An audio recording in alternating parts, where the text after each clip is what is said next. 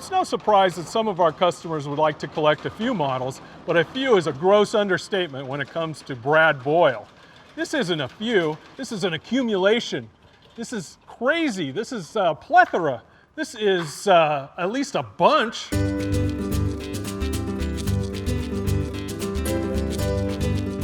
When I was younger, I was able to start racing motocross and always wanted to have a small collection of bikes.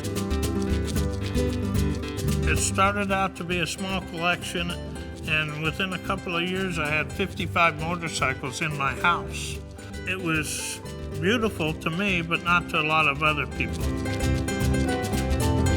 Brad, the CB754, my gosh, it was voted as the motorcycle of the century.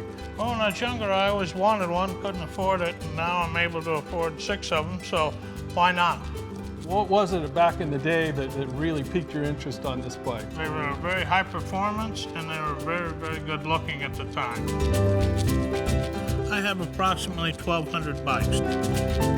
I would venture a guess 300 to 400 Hondas.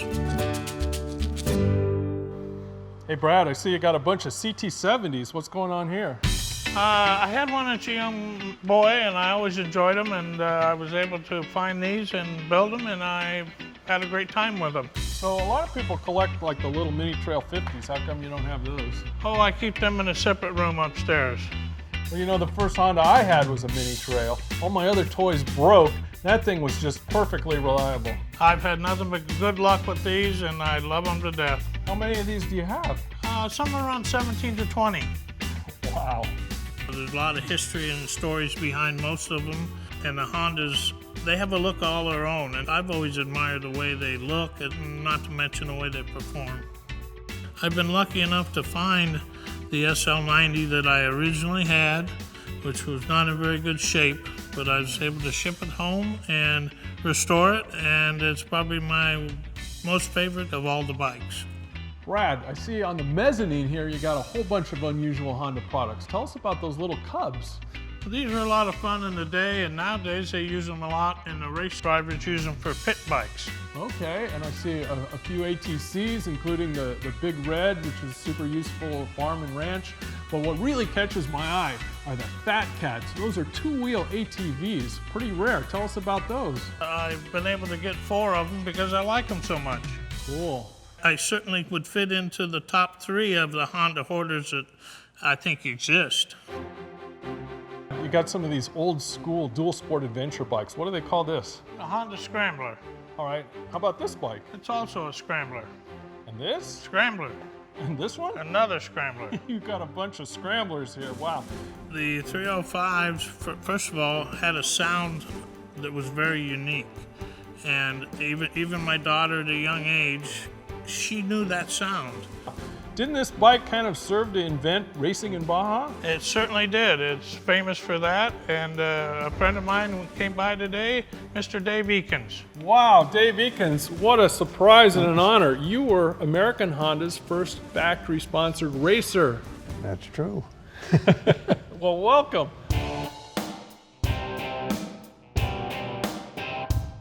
That was the first Baja thing, which was my brother's idea, is let's take motorcycles down to Baja and prove that they're good, they're trustworthy, and they'll go the difference. So I went to Honda, and they said, sure. I'd been riding the 125s and 175s for a couple of years by then, and they were dead reliable. You beat the hell out of them. They stayed together. Bud talked Fulton into flying cover for us on the run down here. So Bill and I went ahead and created what became the Mexican 1000. I heard that you once raced a Honda car? Yeah. Yeah? Yeah. Well, that must have been lost to history. Does this look familiar? Are you kidding? 1970. Yeah, I remember that damn thing. My family had been around Honda 600 cars since the very beginning, and from the time I was a little kid, like 10 years old, I've been hearing about this car. Honda built this car to go race the Baja. So the same two guys that invented Baja racing with the Scrambler then The turned motorcycle. around and drove the first N600. In Baja, yeah, Wow. yeah. It's pretty special to be validated that this is the car, and he drove it, and to see his reactions, he was pretty surprised, pretty shocked. How the hell did you get it? Is this the one? I sure it is. I'm sure it has to be. Who else would be this? This car is a runner. It's ready to rock. I'm amazed that it exists. Because it's a race car, you turn the fuel pump on, and then you turn the ignition on, and then you hit the starter.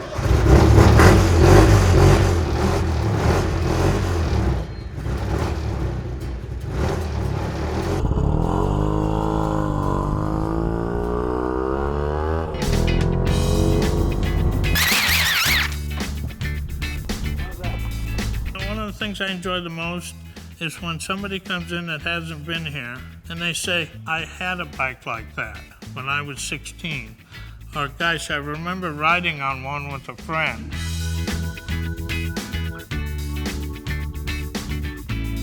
It's hard to imagine that 6 decades of Honda in America have gone by. Mr. Honda said our products will speak the truth about Honda. And some of those products, along with their enthusiastic owners and racers, still have timeless tales to tell.